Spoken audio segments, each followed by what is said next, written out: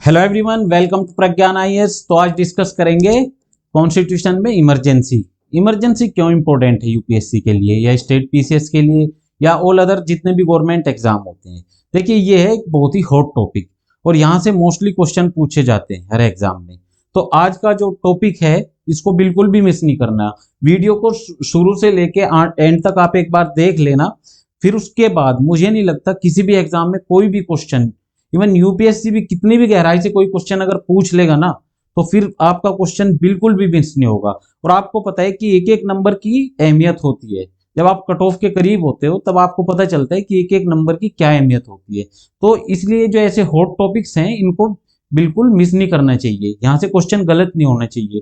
तो जो आज का हमारा टॉपिक है, आज का टॉपिक हो गया what is emergency under the Indian constitution, यानी भारतीय संविधान के तहत आपातकाल क्या है। देखिए, इमरजेंसी की हम बात करते हैं तो इमरजेंसी है क्या एक्चुअल में। इमरजेंसी एक ऐसी सिचुएशन है जब जो हमारी जो एग्जिस्टिंग एडमिनिस्ट्रेटिव जो मशीनरी है ना हमारी, मतलब जो हमारी मौजूदा प्रशासनिक जो तंत्र है, वो एक ऐसी कंडीशन पैदा हो जाए, एक ऐसी स्थिति पैदा हो जाए कि वो इस देश के एडमिनिस्ट्रेशन को संभाल नहीं पा रहे। कंट्री के अंदर ऐसी सिचुएशन बन जाए, तब ऐसी सिचुएशन में क्या होता है, ऐसी सिचुएशन में प्रोविजन बनता है इमरजेंसी का, इमरजेंसी लगाने का। तो ये एक नॉर्मल बात कि भाई इमरजेंसी है क्या। अब कॉन्स्टिट्यूशन के अंदर देख लेते हैं कि कॉन्स्टिट्यूशन के अंदर इसका क्या प्रोविजन है, और यहीं से इंपॉर्टेंट हो जाता है ये कॉन्स्टिट्यूशन के अंदर इसका क्या प्रोविजन है। कॉन्स्टिट्यूशनल प्रोविजन यहीं से ये इंपॉर्टेंट हो जाता है। देखिए, emergency provisions are described in article 352 to 60, यानी आर्टिकल 352 से लेके 352 से लेके आर्टिकल 360 तक इंडिया के अंदर इमरजेंसी जो है, इंडियन कॉन्स्टिट्यूशन के अंदर इमरजेंसी को बताया गया है। इसके लिए कॉन्स्टिट्यूशन में पार्ट दिया गया है, पार्ट दिया गया है 18, यानी जो कॉन्स्टिट्यूशन का 18वां भाग है। कॉन्स्टिट्यूशन के अंदर कुल मिला के 22 पार्ट्स हैं, उनमें से जो पार्ट 18 है उसके अंदर आर्टिकल 352 से और 360 तक 3 टाइप्स ऑफ इमरजेंसी के बारे में बताया गया है। अच्छा, इसका उद्देश्य क्या है, जो पर्पज है इसका, इमरजेंसी का पर्पज क्या है, पर्पज एक बार देख लेते हैं। The purpose of incorporation is to protect the constitution, यानी संविधान को बचाना, डेमोक्रेटिक पॉलिटिकल सिस्टम को बचा के रखना, अपने फाइनेंशियल स्टेबिलिटी को बनाए रखना, सोवरेनिटी को बनाए रखना, unity, integrity and security of the nation. कहीं ना कहीं आप इसमें देखोगे जो प्रियम्बल की जो झलक है ना, वो आपको यहाँ देखने को मिलेगी इन लाइंस में। Sovereignty, unity, integrity and security of the nation, financial stability, political system, democratic political system. तो ये जितने भी प्रावधान है, यानी राष्ट्र की संप्रभुता, एकता, अखंडता और सुरक्षा की रक्षा करना, ये सब है प्रियम्बल की चीजें। तो ये इसका है पर्पज इमरजेंसी का, यानी हालात चाहे कंट्री के अंदर कैसे भी हो जाए, ऐसे हालात में कंट्री को बचा के रखा जाए, यानी जो हमारा नेशन है वो सर्वोपरि है हमारे लिए। तो इस सिचुएशन से लड़ने के लिए प्रोविजन किए गए हैं इमरजेंसी के। आगे देखते हैं आगे क्या है इसमें। देखो, एक क्वेश्चन यहां से भी बन जाता है कि जो इंडियन कॉन्स्टिट्यूशन है उसके अंदर 3 टाइप्स ऑफ इमरजेंसी है। कितने टाइप्स है? 3 टाइप्स ऑफ इमरजेंसी। ये 3 टाइप्स कौन कौन से हैं? एक सीधा सा जो वनडे एग्जाम है या प्री का कोई पीसीएस का क्वेश्चन है, उसमें सीधा क्वेश्चन पूछ लेता है कि इंडियन कॉन्स्टिट्यूशन के अकॉर्डिंग जो इमरजेंसी है वो कितने टाइप की है। तो इमरजेंसी है 3 टाइप्स की, 1, 2 और 3। 1 नेशनल इमरजेंसी, सबसे पहली होती है नेशनल इमरजेंसी। इनको हम आगे डिटेल में पढ़ेंगे। नेशनल इमरजेंसी हो गई, ये दी गई है आर्टिकल 352 टू 354, यानी आर्टिकल 352 से 354 के बीच दी गई है नेशनल इमरजेंसी। और 358 और 59 ये भी इसी से रिलेटेड है, दोनों आर्टिकल 358 और 359, क्योंकि ये रिलेटेड है फंडामेंटल राइट को। जो फंडामेंटल राइट है जब वो चले जाते हैं इमरजेंसी के दौरान, तो ये उससे रिलेटेड हो गए 358 और 359। ऐसी प्रेसिडेंट रूल आपने सुना होगा, ये होती है स्टेट इमरजेंसी। ये तो नेशनल इमरजेंसी, ये हुई हमारी state emergency, state emergency, president rules इसको बोला जाता है। ये दी गई है आर्टिकल 355 से 357। इससे रिलेटेड एक और आर्टिकल है, आर्टिकल 365। ऐसे ही एक फाइनेंशियल इमरजेंसी है हमारे कंट्री के अंदर, कॉन्स्टिट्यूशन के अंदर फाइनेंशियल इमरजेंसी के बारे में बात की गई है। फाइनेंशियल इमरजेंसी का एकमात्र आर्टिकल है आर्टिकल 360। एक बात और मैं आपको बता दूं, यहाँ पे ये जो 3 इमरजेंसी है, इन 3 इमरजेंसी में ये जो प्रेसिडेंट रूल है, ये तो आपको देखने को ही मिलेगा, ये तो बहुत बार यूज हो चुका है इंडिया के अंदर। प्रेसिडेंट रूल, जब किसी स्टेट के अंदर कोई गवर्नमेंट जो है पूरी तरह से नहीं बन पाती या स्टेट गवर्नमेंट की मशीनरी फेल कर जाती है, ऐसी सिचुएशन में प्रेसिडेंट रूल लग सकता है, ये तो लगता ही रहता है। लेकिन जो नेशनल इमरजेंसी है, ये 3 बार इम्पोज हुई है अब तक, 3 टाइम्स ये इम्पोज हुई है अब तक। एक बार 1971 में हुई थी, एक बार हुई थी 1962 में, एक बार 1971 में, और एक बार 1975 में।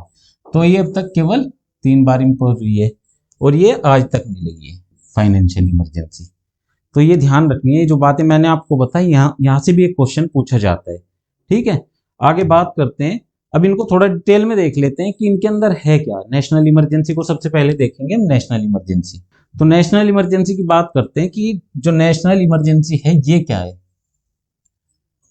देखो, एक नेशनल इमरजेंसी जो है ये पूरे कंट्री के अंदर, मान लो इंडिया है, या तो पूरे इंडिया के अंदर लगाई जा सकती है। ध्यान से सुनना, यही छोटी छोटी बातें हैं जो फिर एग्जाम में आपको कंफ्यूज कर देती है, तो इनको ध्यान से सुनना। ये तो पूरे कंट्री के अंदर ये लगाई जा सकती है।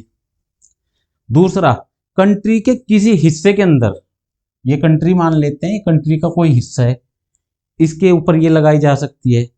ऐसी सिचुएशन में, एक ऐसी असाधारण स्थिति में इसको लगाया जा सकता है जब किसी हिस्से को खतरा हो देश के, या पूरे देश को खतरा हो।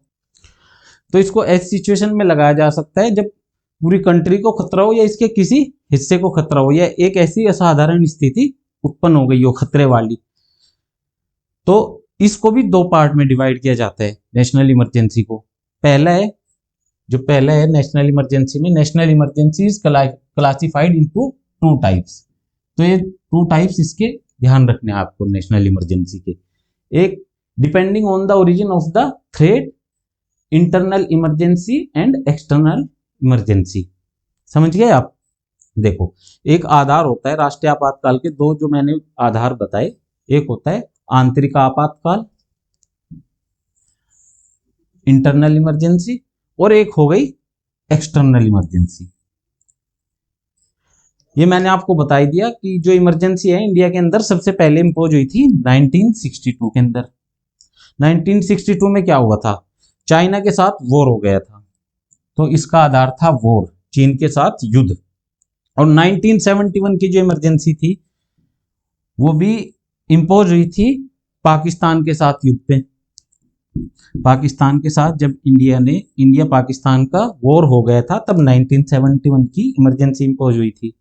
तो ये 1962 वाली है, ये भी 68 के अराउंड जो है ये खत्म कर दी थी। 1968 के अराउंड इसको खत्म कर दिया गया था। और जो 1971 वाली इमरजेंसी है, जब ये लगी, ये चलती रही 1977 तक। 1977 तक ये चलती रही। लेकिन इसी के साथ क्या हुआ, 1975 में जो इंटरनल डिस्टरबेंस है उसके आधार पे इंडिया के अंदर एक और इमरजेंसी लग गई। 1971 का जो पाकिस्तान के साथ वॉर हुआ, फिर उसके बाद इंटरनल डिस्टरबेंस, ये देखो इंटरनल डिस्टरबेंस 1975 में एक और इमरजेंसी इंपोज हो गई, नेशनल इमरजेंसी। तो यहां से एक बात जो आप समझ सकते हो, यानी एक ही टाइम पे तीनों आधार पे इमरजेंसी लग सकती है। कौन कौन से आधार है? नेशनल इमरजेंसी की हम बात कर रहे हैं, इसमें 2 आधार तो हो गए एक्सटर्नल के, वॉर हो गया। दूसरा, एक ऐसी स्थिति जिसमें देश को खतरा है या वॉर होने की संभावना है। और तीसरा हो गया कि जो इंटरनल डिस्टरबेंस है, हालांकि इसको 44 जो कॉन्स्टिट्यूशनल अमेंडमेंट हुआ था उससे इंटरनल डिस्टरबेंस को चेंज कर दिया गया था आर्म्ड रिबेलियन से, यानी सशस्त्र विद्रोह से इसको चेंज कर दिया गया था। तो कुल मिला के कहने का मतलब ये है कि ये तीनों तरह की जो इमरजेंसी है ये एक साथ इम्पोज हो सकती है। और लगाने वाले कौन थे? उस टाइम के जो प्रेसिडेंट थे फखरुद्दीन अली अहमद। फखरुद्दीन अली अहमद के टाइम पे 1975 वाली इमरजेंसी इम्पोज की गई थी। इसमें इतना हुआ। आगे देखते हैं।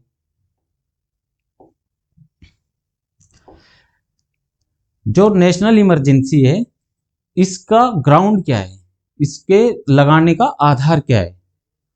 ग्राउंड्स फॉर प्रोक्लेमिनेशन, इसके लगाने का आधार देख लेते हैं क्या है। देखो कॉन्स्टिट्यूशन के अंदर इसकी बात की गई है, when the security of India और any part there of is threatened by war, external aggression. देखो पहले वॉर, दूसरा है एक्सटर्नल एग्रेशन, इसको एक्सटर्नल इमरजेंसी बोलेंगे, और तीसरा है आर्म रिबेलियन यानी सशस्त्र विद्रोह। तो जो प्रेसिडेंट है वो आर्टिकल 352 की पावर का यूज करके नेशनल इमरजेंसी को इंपोज कर सकते हैं। तो यहां पे दो वर्ड आए, वॉर और एक्सटर्नल एग्रेशन, दो वर्ड आए, इनको आपको समझना है। वॉर एक ऐसी सिचुएशन है, वॉर एक ऐसी सिचुएशन है, युद्ध एक ऐसी सिचुएशन है जब दो कंट्री के बीच युद्ध चल रहा है और उन्होंने घोषणा कर दी है कि हमारे बीच युद्ध चल रहा है। ये एक फॉर्मल सिचुएशन हुई जिसमें क्या है कि दोनों देशों ने घोषणा कर दी है, वहां की सेनाओं ने, कि ये युद्ध की स्थिति है, तो तब हुआ ये वॉर। और जब मान लो कि एक ऐसी सिचुएशन है कि दोनों तरफ से मतलब कुछ ना कुछ हलचल तो हो रही है लेकिन दोनों तरफ से वॉर की घोषणा नहीं की गई है, तो इसको बोलेंगे हम एक्सटर्नल एग्रेशन। जैसे सर्जिकल स्ट्राइक आप देख सकते हैं, इसका बेस्ट एग्जांपल जो इंडिया ने सर्जिकल स्ट्राइक की थी वो इसी का एग्जांपल था, एक्सटर्नल एग्रेशन। अब दूसरी बात इसमें ये कि ये अगर प्रेसिडेंट को इसका आभास भी होता है, मतलब उन्हें लग रहा है कि ऐसा कुछ हो सकता है, तब भी वे इमरजेंसी को इंपोज कर सकते हैं। जरूरी नहीं कि ये सिचुएशन हो गई हो, ये समझना है आपको कि अगर इसका आभास भी हो गया कि ये होने वाली है, ये खतरा है, तब भी वे 352 के अकॉर्डिंग नेशनल इमरजेंसी को इंपोज कर सकते हैं। अच्छा, जो 44 जो कॉन्स्टिट्यूशनल अमेंडमेंट हुआ था ये इंपॉर्टेंट है। 44 जो कॉन्स्टिट्यूशनल अमेंडमेंट हुआ था इसमें जो टर्म है भी आर्म्ड रिबेलियन, इसको रिप्लेस किससे किया गया था? Internal disturbance. ये आपको ध्यान रखना है। जो पहली जो इमरजेंसी लगी थी, इंटरनल जो इमरजेंसी लगी थी वो लगी थी इंटरनल डिस्टरबेंस के आधार पे, लेकिन बाद में क्योंकि इसमें बहुत सारे जो नेता थे उस टाइम के, तो जो उस टाइम की गवर्नमेंट थी उसने जो विपक्ष के या अपोजिशन के जो लीडर थे उनको भर भर के सबको जेल में डाल दिया। तो इसके चलते जब वो नई गवर्नमेंट जो फॉर्म हुई 1977 में, मोरारजी देसाई उस टाइम पीएम बने, तो उन्होंने क्या किया कि कहीं ना कहीं लोगों के जो फंडामेंटल राइट थे तो उनका हनन हो रहा था, तो ऐसी सिचुएशन में क्या किया कि इसको खत्म कर दिया, तो उसकी जगह लिया है आर्म्ड रिबेलियन। इसको आगे देखते हैं और इसमें क्या दिया है। पार्लियामेंट का अप्रूवल। देखो प्रेसिडेंट जो है अपनी मर्जी से जो है इमरजेंसी को इंपोज नहीं कर सकते इंडिया के अंदर। एक तो जब उनको कैबिनेट ऐसा बोलेगी, जो उस टाइम की गवर्नमेंट है वो प्रेसिडेंट को बोलेगी तब वो इंपोज करेंगे, ये राष्ट्रपति की अपनी कोई पावर नहीं है। तो पार्लियामेंट्री अप्रूवल चाहिए। फिर इसके लिए पार्लियामेंट्री अप्रूवल में क्या होता है वो एक बार देख लेते हैं कि एक महीने के अंदर, विद इन 1 मंथ, या कह सकते हैं 30 डेज के अंदर लोकसभा और राज्यसभा का जो स्पेशल मेजोरिटी होगी ना, लोकसभा और राज्यसभा दो हाउस है पार्लियामेंट के, दोनों से इसको अप्रूवल मिलना चाहिए और इसके लिए एक मेजोरिटी चाहिए, वो है स्पेशल मेजोरिटी। स्पेशल मेजोरिटी, इस स्पेशल मेजोरिटी का मतलब क्या है? यहाँ पे देखो ये अलग अलग जगह जो स्पेशल मेजोरिटी है ये अलग अलग सिचुएशन में अलग हो सकती है। कैसे? जैसे यहाँ पे स्पेशल जो मेजोरिटी है वो एक कोरम की सिचुएशन होनी चाहिए। पहले तो कोरम होना चाहिए, कोरम होना चाहिए। दूसरा, जब कोरम होगा तो जो प्रेजेंट एंड वोटिंग मेंबर होंगे वो कम से कम उसके 2/3 से इसको पास करना पड़ेगा, और दोनों हाउस से अलग अलग पास करना पड़ेगा। अब मान लेते हैं कि उस टाइम पे जो है लोकसभा जो है, राज्यसभा तो एक परमानेंट हाउस है, तो राज्यसभा से 30 दिन के अंदर ये अप्रूव मिल ही जाना चाहिए इसको, तो ये इम्पोज रहेगी। तो राज्यसभा से जैसे अप्रूव मिल गया, अब मान लो लोकसभा उस टाइम डिसॉल्व है, लोकसभा किसी कारणवश उस टाइम नहीं है, तो इस सिचुएशन में इसके लिए रूल दिया गया है कि जैसे ही नई लोकसभा का गठन होता है, जो नई लोकसभा है जैसे ही उसका गठन होता है, उसके गठन के 30 दिन के अंदर, नई लोकसभा के गठन के 30 दिन के अंदर इसका अप्रूवल नई लोकसभा से मिल जाना चाहिए। अगर लोकसभा है तो अगले 30 दिन के अंदर लोकसभा और राज्यसभा दोनों से अप्रूवल मिलना चाहिए। तो एक रूल ये है इसका।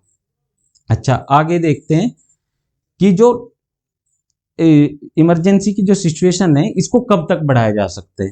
इमरजेंसी की सिचुएशन को एक बार में केवल लगती है 6 महीने के लिए, 6 मंथ्स के लिए अप्लाई होती है, 6 मंथ्स के लिए अप्लाई होती है। लेकिन इसको क्या है कि हर 6 महीने अगर संसद चाहे, पार्लियामेंट चाहे, तो हर 6 महीने के लिए इसको बढ़ा सकती है। और कब तक बढ़ा सकती है? ये अनिश्चित काल तक के लिए इसको बढ़ा सकती है। मतलब जैसे 6 महीने के लिए मान लेते हैं अभी लग गई इमरजेंसी किसी भी आधार पे, अभी 6 महीने के लिए लग गई, और अगले 6 महीने में ये इमरजेंसी का टाइम पीरियड जो है खत्म हो गया, तो अगर लोकसभा पार्लियामेंट उस टाइम चाहे तो फिर इसको नेक्स्ट 6 मंथ्स के लिए लगा सकती है। क्योंकि आपने देखा होगा 1962 में जब ये इम्पोज हुई तो 1968 तक चली थी, ऐसे ही 1971 में इम्पोज हुई, फिर 1975 में इम्पोज हुई, और खत्म कब हुई? 1977 में जो है इसको खत्म किया गया। तो हर 6 महीने इसको बढ़ाते चले गए। तो ये था पार्लियामेंट्री अप्रूवल और इसकी वैलिडिटी कि ये कब तक जो है वैलिड रहेगी। अच्छा, अगर इसको खत्म करना हो, खत्म करने के लिए क्या प्रोविजन है? खत्म करने के लिए प्रोविजन है the president may at any time bye issuing a new proclamation, यानी ये जो आपातकाल की घोषणा है इसको अनिश्चित काल तक तो बढ़ाया जा सकता है, प्रत्येक विस्तार को हर 6 महीने में विशेष बहुमत से बढ़ाया जा सकता है, लेकिन राष्ट्रपति किसी भी समय एक नई उद्घोषणा जारी करके, एक तो राष्ट्रपति किसी भी समय एक नई उद्घोषणा जारी करके इसको खत्म कर सकते हैं, और दूसरा रास्ता है इसका, जो लोकसभा है, लोकसभा है वो अपनी सिंपल मेजोरिटी से इसको खत्म कर सकती है। तो खत्म करने के 2 तरीके हुए, एक प्रेसिडेंट के लेवल पे, यानी कैबिनेट जब चाहेगी, काउंसिल ऑफ मिनिस्टर जब चाहेगी तब वो इसको खत्म करवा सकती है प्रेसिडेंट के द्वारा, या लोकसभा, मान लो उस टाइम कोई नई लोकसभा बन गई और वो इसको खत्म करना चाह रही है, तब सिंपल मेजोरिटी से वो इसको डिसकंटिन्यू कर सकती है। आगे बात करते हैं कि इसका इफेक्ट क्या होता है। Effect of imposing national emergency. National emergency लगने से क्या क्या, मतलब फंडामेंटल राइट पे क्या फर्क पड़ेगा, स्टेट गवर्नमेंट पे क्या फर्क पड़ेगा, ये देख लेते हैं। यहां से भी क्वेश्चन पूछे जाते हैं। देखो, there is a fundamental change in the general structure of centre state relation. सबसे पहले देखते हैं कि सेंटर स्टेट रिलेशन पे इसका क्या फर्क पड़ता है। सेंटर स्टेट रिलेशन पे क्या फर्क पड़ता है? तो पहली बात कर रहा है ये एग्जीक्यूटिव की। एग्जीक्यूटिव जो होती है, एग्जीक्यूटिव जो रिलेशन होते हैं सेंटर स्टेट के, उस पे क्या फर्क पड़ेगा? तो ऐसी सिचुएशन में जो सेंट्रल गवर्नमेंट है उसके पास एक ऐसी अथॉरिटी आ जाती है कि वो जो स्टेट लेजिस्लेचर है उसको अपने अंडर में ले सकता है। यानी ऐसी सिचुएशन में ये कार्यकारी अधिकार का प्रयोग कर सकता है और उसको एडवाइस दे सकता है। तो पहला तो ये हुआ, during a national emergency the executive authority of the centre extends to advising any state on how to exercise its executive authority। ये बता रहा है कि ये एडवाइजिंग कर सकता है state on how to exercise its executive authority. एक तो ये हुआ। लेजिस्लेटिव जो लेजिस्लेचर पे जो इफेक्ट पड़ेगा वो देख लेते हैं, यानी लेजिस्लेटिव जो रिलेशन है उनके ये देख लेते हैं, या हिंदी में कहेंगे इसको विधायी संबंधों पे क्या प्रभाव पड़ेगा। तो ऐसी सिचुएशन में जो पार्लियामेंट होती है, तो इमरजेंसी के दौरान जो स्टेट लिस्ट का, आपको मैंने 3 लिस्ट बताई थी शेड्यूल 7 के अंदर, सेंट्रल लिस्ट, स्टेट लिस्ट और कंकरेंट लिस्ट। तो इस पे तो पार्लियामेंट कानून बनाती है, इस पे स्टेट, इस पे पार्लियामेंट प्लस स्टेट दोनों कानून बनाते हैं। तो ये जो जिसपे स्टेट लिस्ट पे जिसपे कानून बनाने की पावर है स्टेट की, इस पे क्या है कि पार्लियामेंट के पास पावर आ जाती है कि वो एक नया कानून बना सकती है। और ये इसका बनाया हुआ कानून कब तक वैलिड रहेगा, इसका बनाया हुआ कानून कब तक वैलिड रहेगा, इसका बनाया हुआ कानून जब तक इमरजेंसी इंपोज रहेगी तब तक वैलिड रहेगा, valid during the emergency situation. जैसे इमरजेंसी खत्म हो जाएगी इसका बनाया हुआ कानून भी स्टेट पे खत्म हो जाएगा। एक आगे बात कर रहा है फाइनेंशियल रिलेशन की, कि फाइनेंशियल रिलेशन इस सिचुएशन में कैसे होंगे। तो जो प्रेसिडेंट है ऐसी सिचुएशन में, इमरजेंसी की सिचुएशन पे उनके पास क्या होता है, राष्ट्रपति के पास केंद्र सरकार से राज्यों को धन के वितरण को कम करने या रोकने का अधिकार है। देखो जो सेंट्रल गवर्नमेंट होती है वो फंडिंग करती है स्टेट गवर्नमेंट को, जो फाइनेंशियल जो डिस्ट्रीब्यूशन होता है सेंटर और स्टेट के बीच में। तो ऐसे सिचुएशन में पार्लियामेंट क्या है, सेंटर क्या है कि वो उसको कम या ज्यादा कर सकता है या रोक सकता है। तो ये फाइनेंशियल इफेक्ट पड़ेगा। आगे बात करते हैं impact on the life of Lok Sabha and state assembly, यानी जो लोकसभा है, लोकसभा और स्टेट असेंबली के टर्म पे क्या इफेक्ट पड़ेगा इसका। आपको पता है लोकसभा या स्टेट असेंबली का जो नॉर्मली जो टर्म होता है वो होता है 5 ईयर, 5 ईयर हो गया। तो 1976 का जो 42nd कॉन्स्टिट्यूशनल अमेंडमेंट था वो आपको अगर ध्यान हो, पिछली क्लास में मैंने पढ़ाया था, उसमें मैंने बताया था आपको कि उस टाइम जो पार्लियामेंट थी या लोकसभा में, पार्लियामेंट ने क्या किया था उस टाइम, जो लोकसभा थी उसको 5 से बढ़ा के 1 साल के लिए उसका टर्म बढ़ा दिया था, 5 की बजाय उसको 6 साल का कर दिया था। ऐसी जो स्टेट असेंबली थी उनका भी ऐसे ही बढ़ाया गया था। तो जो लोकसभा और जो स्टेट असेंबली है दोनों का जो टेन्योर है वो बढ़ाया जा सकता है 1 साल के लिए,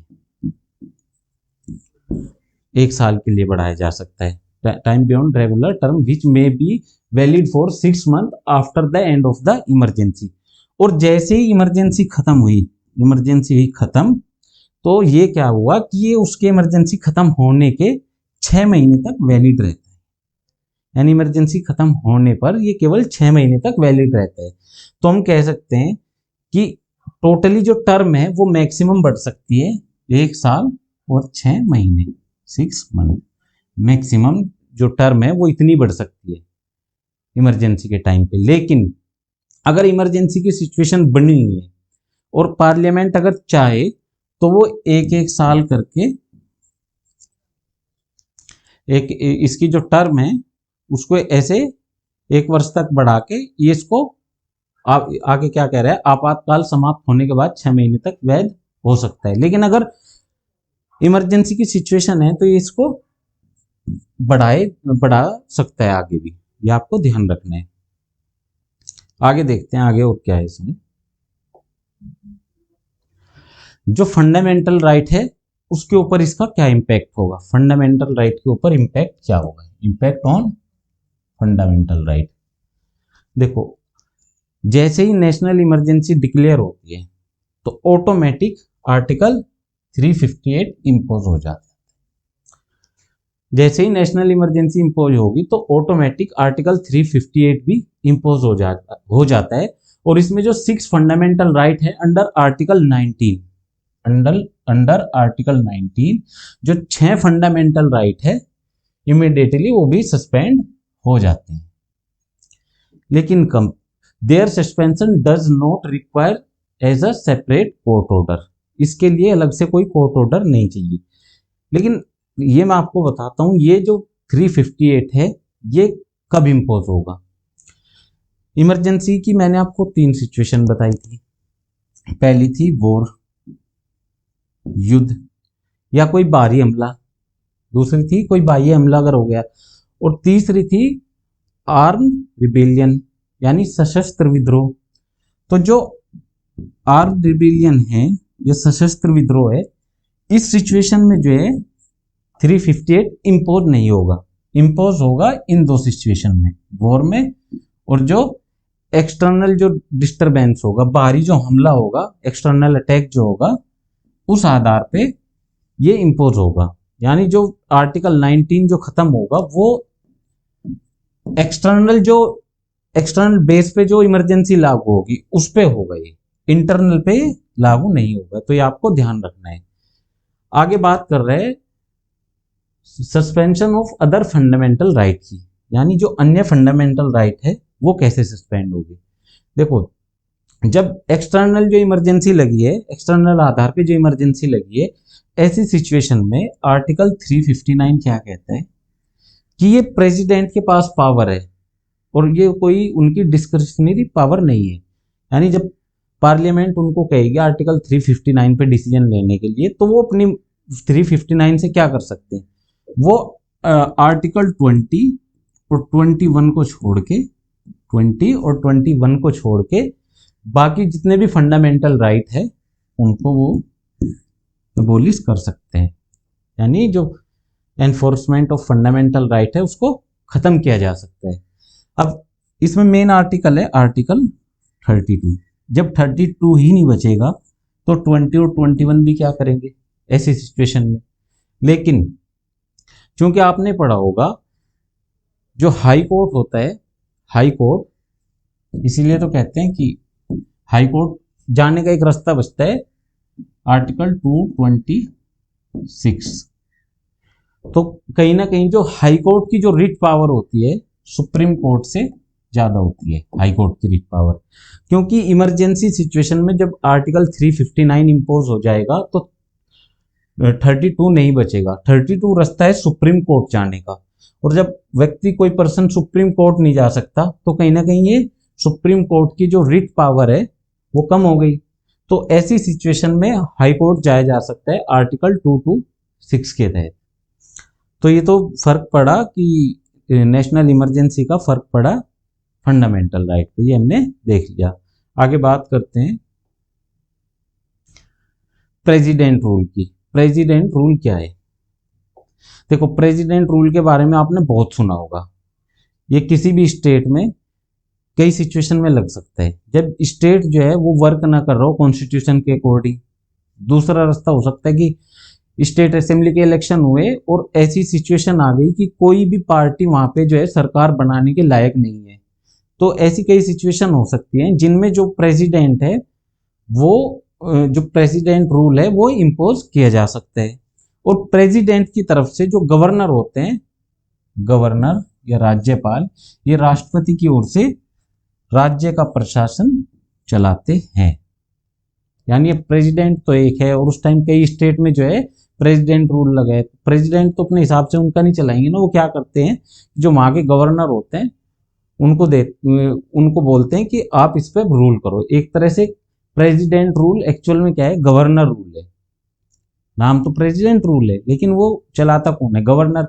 क्योंकि गवर्नर को कौन अपॉइंट करता है, गवर्नर को अपॉइंट करते हैं प्रेसिडेंट, सेंट्रल गवर्नमेंट। और करता भी इसीलिए है कि एक ऐसी सिचुएशन जब इमरजेंसी जैसी सिचुएशन हो तो उसमें क्या है कि गवर्नर रूल कर सके। तो आगे बात करते हैं इसमें और क्या है। वह राज्य के मुख्य सचिव और अन्य सलाहकारों प्रशासकों की मदद लेता है जिन्हें वह नियुक्त कर सकता है।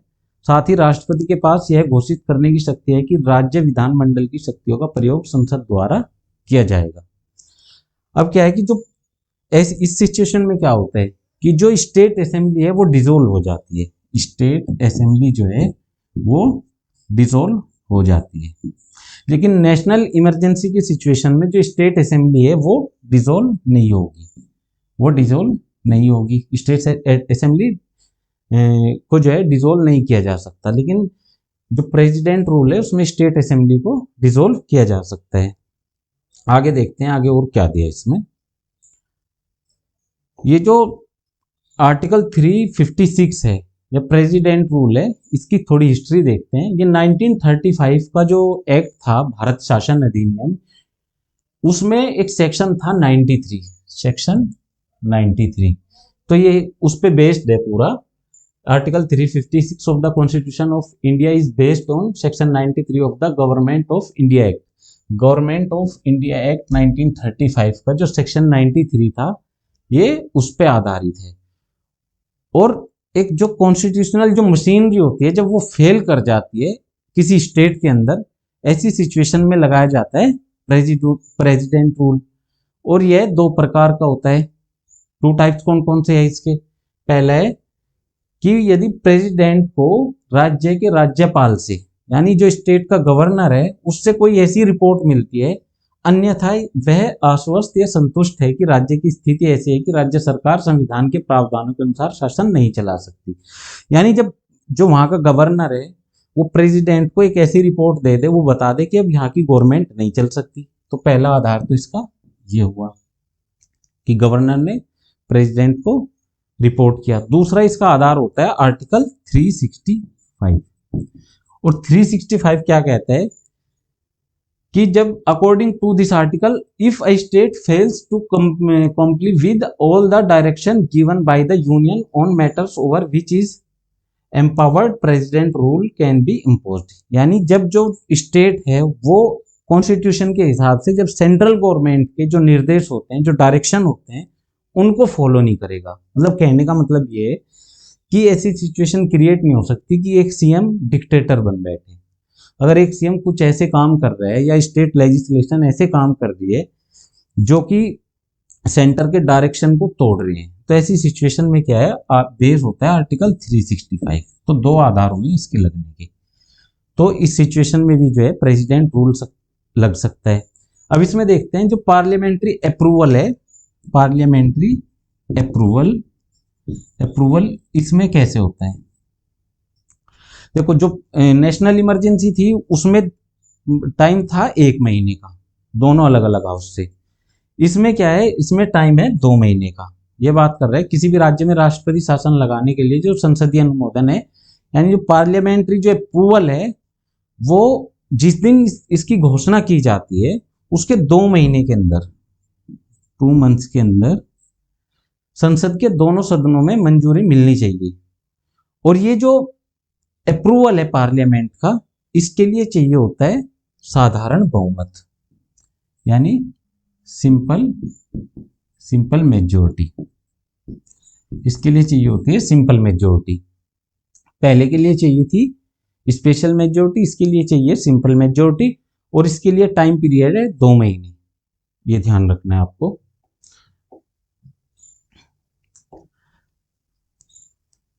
और ये जो प्रेसिडेंट रूल होता है ये एक बार में लग सकता है केवल 6 मंथ्स के लिए। जैसे नेशनल इमरजेंसी भी 6 मंथ्स के लिए लग सकती है, ये भी 6 महीने के लिए लग सकता है। बाद में इसे हर 6 महीने में पार्लियामेंट के अप्रूवल है उससे मैक्सिमम इसको बढ़ाया जा सकता है, मैक्सिमम 3 साल। 3 साल इसको मैक्सिमम बढ़ाया जा सकता है। देखो, और 1 साल से ज्यादा बढ़ाने के लिए, 1 साल से 1 ईयर से ज्यादा बढ़ाने के लिए कुछ सिचुएशन है। सिचुएशन क्या है? पहली सिचुएशन है कि उस टाइम ये तो नेशनल इमरजेंसी लगी हो, नेशनल इमरजेंसी लगी हो। और दूसरी सिचुएशन ऐसी है जैसे भी JNK के अंदर कि जो इलेक्शन कमीशन ऑफ इंडिया है उसने जो है पार्लियामेंट को लिख के दिया हो कि ऐसी सिचुएशन है कि इलेक्शन नहीं कराए जा सकते। तो इलेक्शन कमीशन जो है अगर पार्लियामेंट को लिख के दे कि उस स्टेट में भी ऐसी सिचुएशन है कि वहां पे इलेक्शन कराना पॉसिबल नहीं है, तो इन दो सिचुएशन में क्या है कि इसको 6 महीने करके मैक्सिमम 3 साल तक जो है इसको बढ़ाया जा सकता है। और 1 साल से ज्यादा बढ़ाने के लिए इन 2 कंडीशन का होना जरूरी है, ये ध्यान रखना आप, यहां से क्वेश्चन बन जाता है। और ये जो एक साल वाला जो टाइम पीरियड है ना कि 1 साल से ज्यादा के लिए इसको लगाना है, ये जो 44 कॉन्स्टिट्यूशनल अमेंडमेंट हुआ था 1978 में, वहां से ही प्रोविजन जोड़ा गया था कि 1 साल से ज्यादा अगर इसको लगाया जा रहा है तो मैक्सिमम इसको 3 साल ही लगाया जा सकता है, और ये प्रोविजन जोड़ा गया था 44 जो कॉन्स्टिट्यूशनल अमेंडमेंट था, ये ध्यान रखना आप। अब बात करेंगे कि जब जैसे ही जो प्रेसिडेंट रूल लागू हो जाता है उसके बाद क्या होता है। देखो, राज्यपाल राष्ट्रपति की ओर से राज्य का प्रशासन चलाता है, जो गवर्नर है वो प्रेसिडेंट की तरफ से उस स्टेट का एडमिनिस्ट्रेशन वही चलाता है पूरा। वह राज्य के मुख्य सचिव और अन्य सलाहकारों प्रशासकों की मदद लेता है जिन्हें वह नियुक्त कर सकता है। राष्ट्रपति के पास यह घोषित करने की शक्ति है कि वह राज्य विधानमंडल की शक्तियों का प्रयोग संसद द्वारा किया जाएगा। राष्ट्रपति द्वारा राज्य विधानसभा को या तो निलंबित कर दिया जाता है। अच्छा देखो, the president has the power to declare that the power of the state legislature shall be exercise by the parliament. और ये कह रहा है the state legislative assembly shall be either suspended और डिसॉल्व। इसमें क्या है कि ये तो सस्पेंड कर दी जाएगी स्टेट असेंबली को, या डिसॉल्व कर दी जाएगा।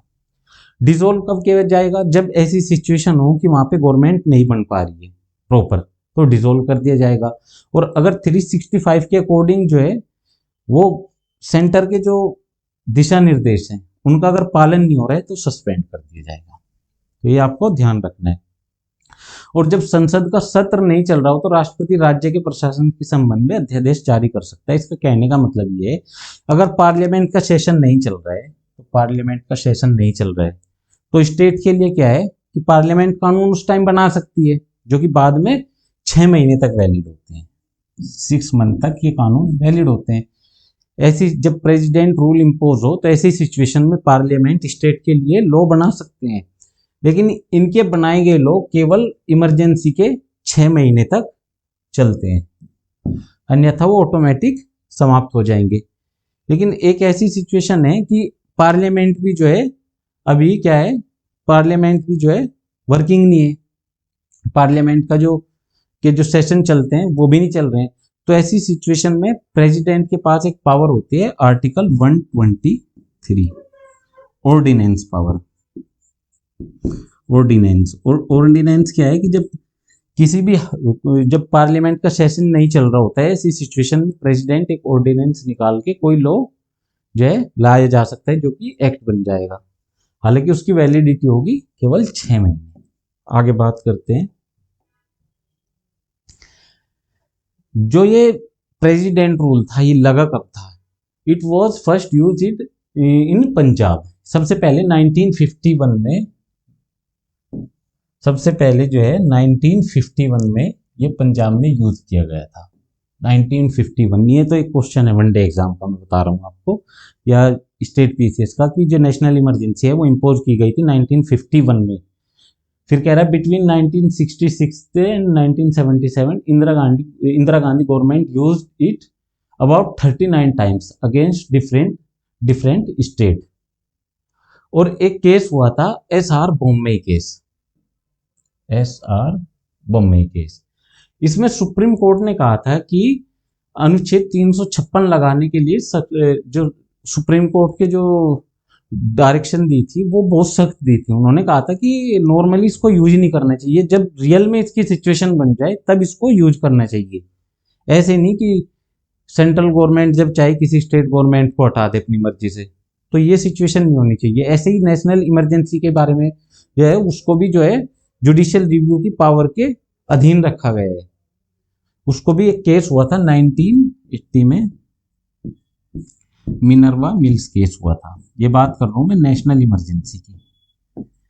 तो इसमें बोला गया था कि जो नेशनल इमरजेंसी है, जो इसको इम्पोज करने का तरीका ये जुडिशियल रिव्यू के अधीन है।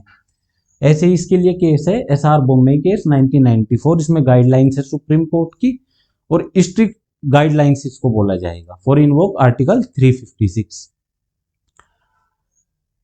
और ये जो है ये भी जुडिशियल रिव्यू के अधीन है। ये बता दूं मैं आपको, 356 भी जुडिशियल रिव्यू 356 का भी किया जा सकता है। मतलब कहने का मतलब ये है कि जो इमरजेंसी इंपोज की जा रही है उसका जुडिशियल रिव्यू किया जा सकता है, चाहे वो 352 के अकॉर्डिंग हो, चाहे 356 के अकॉर्डिंग हो, चाहे 360 के अकॉर्डिंग हो।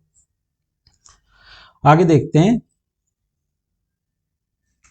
आगे कह रहा है कि जो 356 अगर लगानी है तो उससे पहले क्या है कि जो स्टेट असेंबली है उसको डिसॉल्व नहीं किया जा सकता, डिसॉल्व इसको नहीं किया जा सकता, ये बात इसमें बोली गई है। आगे और देखते हैं। अब बात आई फाइनेंशियल इमरजेंसी की। देखो ये दो इमरजेंसी तो ऐसी थी जो इंडिया में कई बार लग चुकी है। नेशनल इमरजेंसी 3 बार लगी, प्रेसिडेंट रूल लगते ही रहते हैं इंडिया के अंदर। अब बात आई फाइनेंशियल इमरजेंसी की। फाइनेंशियल इमरजेंसी हम देखते हैं इसमें क्या दिया गया है। फाइनेंशियल इमरजेंसी एक तो इंडिया में आज तक लगी नहीं, इसके लगने के आधार क्या है, इसके लिए दिया गया है आर्टिकल 360।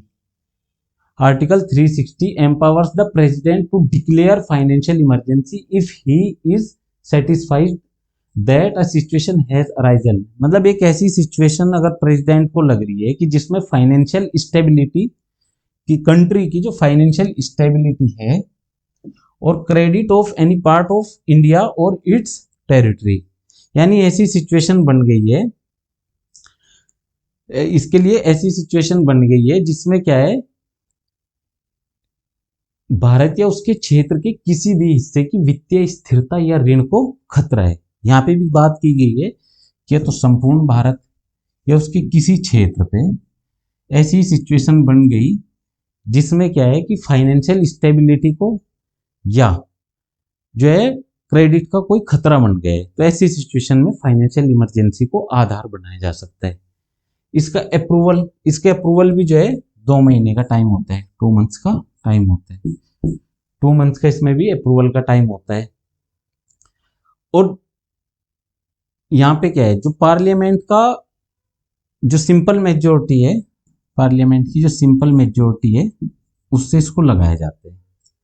तो 356 वाली जो इम्पोज होगी और 360 वाली ये लगभग कॉमन है इम्पोज करने का तरीका, यानी 2 महीने के अंदर पार्लियामेंट का अप्रूवल मिलना चाहिए और सिंपल मेजोरिटी से पास होना चाहिए। और खत्म इसको कैसे किया जा सकता है, और ये लागू भी क्या है, प्रस्तावपात अवधि इस वित्तीयापातकाल संसद द्वारा अनुमोदित होने के बाद रद्द होने तक अनिश्चित काल तक रहता है। यानी एक बार अगर पार्लियामेंट ने इसको लगा दिया तो जब तक इसको रद्द नहीं करेंगे, जब तक इसको कैंसिल नहीं करेंगे, तब तक ये लागू रहेगा। और इसको विड्रॉल करने का तरीका है, द प्रेसिडेंट में declare the emergency to be ended by issuing a further proclamation to that effect. Repeals of this nature do not require parliamentary approval। अच्छा 360 में क्या है, इसके लिए 360 जैसे इम्पोज होती है तो इसको खत्म करने के लिए केवल प्रेसिडेंट ही इसको खत्म कर देंगे, इसके लिए पार्लियामेंट्री अप्रूवल की कोई जरूरत है ही नहीं, पार्लियामेंट्री अप्रूवल इसके लिए नहीं चाहिए। जो फाइनेंशियल इमरजेंसी होती है उसका क्या इफेक्ट होता है, effect of financial emergency, extension of the executive power of the union over the financial matter the state. यानी जो स्टेट होते हैं उनके ऊपर राज्य के वित्तीय मामलों पर संघ की कार्यकारी शक्ति का विस्तार हो जाता है। यानी फाइनेंशियल इस मैटर से रिलेटेड जो स्टेट असेंबली होगी उसके डिसीजन ले सकती है पार्लियामेंट। राज्य के सभी या कुछ निश्चित वर्गों के कर्मचारियों को मिलने वाले वेतन और लाभों में कटौती की जा सकती है। यानी जो स्टेट है उसके जो कर्मचारी है, एम्प्लॉई है, एम्प्लॉई के जो वहां के एम्प्लॉई है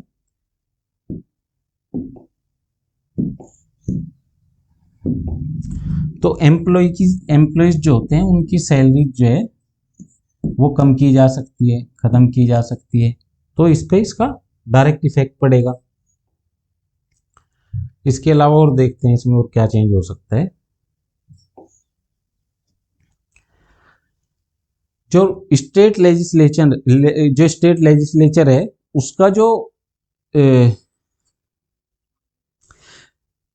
जो मनी बिल होगा और अन्य जो फाइनेंशियल बिल होंगे वो राष्ट्रपति की जो मंजूरी है उसके लिए आरक्षित कर दिए जाएंगे। यानी उस टाइम फाइनेंशियल इमरजेंसी के दौरान, फाइनेंशियल इमरजेंसी के टाइम पे क्या है कि जो स्टेट असेंबली है, स्टेट असेंबली अगर वो कोई मनी बिल या फाइनेंशियल बिल लेके अगर वो आ रही है तो वो अगर उसे लाने हैं तो वो पहले जाएंगे किसके पास, प्रेसिडेंट ऑफ इंडिया के पास। यानी प्रेसिडेंट ऑफ इंडिया के अप्रूवल से ही वो पास होंगे। तो ये फाइनेंशियल रिलेशन पे फर्क पड़ेगा। इसके बाद राष्ट्रपति के एक निर्देश के अनुसार सर्वोच्च न्यायालय और उच्च न्यायालय के न्यायाधीशों के साथ साथ संघ की सेवा करने वाले कर्मचारियों के किसी भी अन्य वर्ग के वेतन और लाभ कम कर दिए जाएंगे। यानी देखो, स्टेट जो एम्प्लॉय होंगे उनका तो होगा ही होगा, उसके अलावा अगर प्रेसिडेंट ऐसा कोई डायरेक्शन अगर ऐसी देते हैं जिसमें जो सुप्रीम कोर्ट है, supreme court, high court, as well as any other class of employ, इसके अलावा और क्लास की जितने भी एम्प्लॉय है उनकी जो सैलरीज है और उनको जो मिलने वाले जो प्रॉफिट है वो भी क्या है, वो भी कम किए जा सकते हैं, इनको भी कम किया जा सकता है। आगे देखते हैं आगे क्या है। तो जो 3 टाइप की जो हमने इमरजेंसी पढ़ी उसकी एक बार हम समरी देख लेते हैं कि जो इमरजेंसी है 352, 356 और 360, इसको लगाने के 3 आधार है, लगाने के इसके 3 आधार है। 3 आधार में क्या है, एक हो गया वॉर, एक हो गया एक्सटर्नल डिस्टरबेंस या बाह्य खतरा जो होता है ना, लिख लेते हैं बाह्य खतरा, और तीसरा इसका आधार है आर्म्ड रिबेलियन। 3 आधार हो गए इसके लिए 2 आधार हो गए कि एक ऐसी सिचुएशन 356 के अकॉर्डिंग कि वहां पे जो है गवर्नमेंट नहीं बन पा रही है, और दूसरी ऐसी सिचुएशन 365 के अकॉर्डिंग कि जो स्टेट है वो सेंटर के डायरेक्शन को नहीं मान रहा है, और 360 में ऐसी सिचुएशन आ गई कि जब जो कंट्री है उसके किसी स्टेट में जो है फाइनेंशियल स्टेबिलिटी आ गई हो, फाइनेंशियल स्टेबिलिटी की प्रॉब्लम हो या क्रेडिट की प्रॉब्लम हो, यानी वो ऋण से घिर गया हो पूरी तरह। तो ये तो हुए इसके लगाने के आधार। इसमें टाइम पीरियड कितना है, पार्लियामेंट से अप्रूवल मिलना चाहिए विद इन 1 मंथ, यहाँ विद इन 2 मंथ, और यहाँ भी 2 मंथ।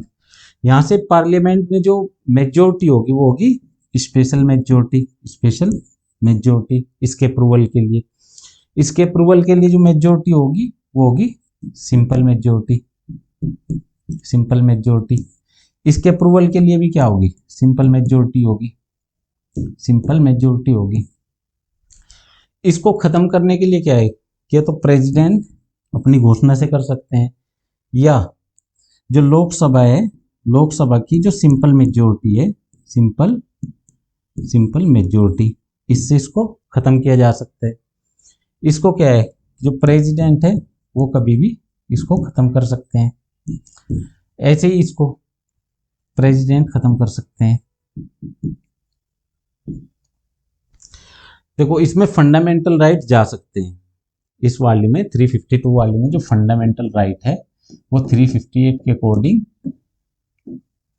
जब एक्सटर्नल इमरजेंसी इंपोज हो इस सिचुएशन में 19 चला जाएगा, और 359 का आधार बन के अदर जो फंडामेंटल राइट है वो जा सकते हैं। इसमें फंडामेंटल राइट पे कोई फर्क नहीं पड़ता, इसमें फंडामेंटल राइट पे कोई फर्क नहीं पड़ता। इसके लिए स्पेशल मेजोरिटी मैंने आपको बताई थी वीडियो के अंदर। अच्छा, इसकी जो टर्म होती है इसको 6-6 महीने करके, 6-6 महीने करके इसको जो है बढ़ाया जा सकता है। ये ऑलरेडी इंडिया के अंदर 3 बार लग चुकी है, ये तो बहुत बार लग चुकी है, इसको भी 6-6 महीने करके इसको भी बढ़ाया जा सकता है। और इसको तो एक बार लगाने के बाद ये तो लगी रहती है।